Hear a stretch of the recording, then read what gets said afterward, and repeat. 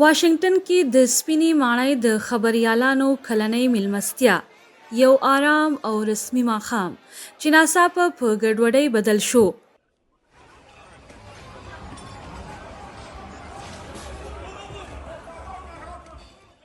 د غونډې په مهال ناڅاپه امنیتي ځواکونه سټیج ته وروختل، هغه ځای ته چې ولسمشر ډونالډ ټرمپ د لومړۍ میرمنې او مرستیال سره ناست و.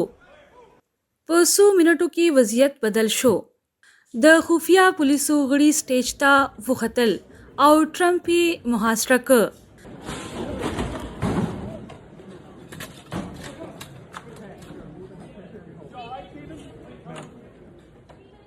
تالار کې ویره خوره شوه، میزونه او څوکۍ چپه شوې، خلکو یو بل پسې منډې وهلې.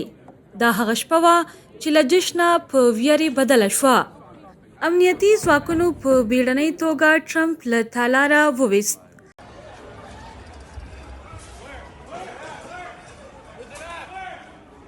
دا هر څه په څو دقیقو کې ترسره شول.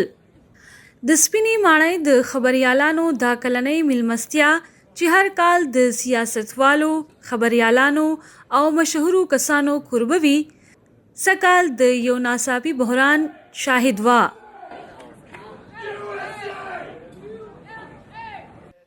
دا لومړی ځل نه دی، مخکې هم په ډونالډ ټرمپ برید شوی و.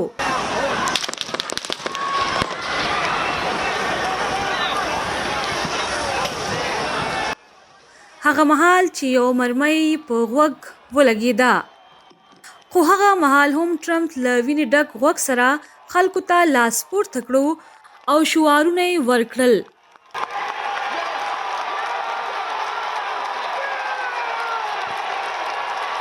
له پیښې وروسته ټرمپ د سپینې ماڼۍ نه وینا وکړه او وی ویل، موږ ټول امریکایان یو، که جمهوري غوښتونکي یو، که ډیموکریټان، که لیبرل، که محافظه کار، موږ باید یووالی ولرو.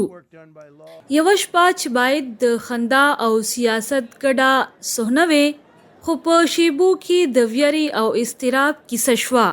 پوښتنه دا ده، آیا دا پیښې به د امریکا سیاسي فضا بدله کړي؟